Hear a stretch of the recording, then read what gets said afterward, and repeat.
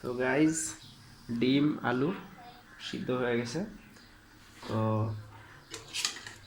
এখন খাওয়ার জন্য রেডি করব।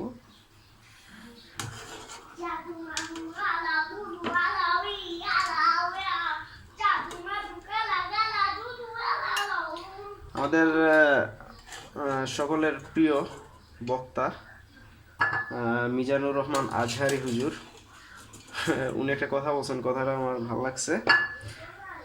তো উনি বলছেন যে আপনি যদি নারীর মানে মেয়ে মানুষের মন বুঝতে পারেন, তাহলে সেটা আপনার জন্য নিয়ামত হবে।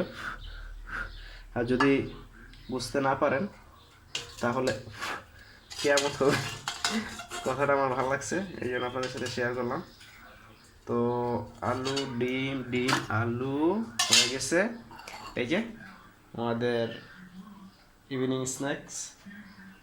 তো এমনি এটা আসলে এমন কিছু না, জাস্ট ক্ষুধা লাগছে, খাবো এটাই। আসলে আমরা তো সাধারণ মানুষ, আমাদের ওরকম স্পেশালিটি বলতে কোনো কিছু নাই। আমাদের যখন যেটা ভালো লাগে আমরা তখন ওইটাই করি। তো সবাই ভালো থাকবেন। আসসালামু আলাইকুম।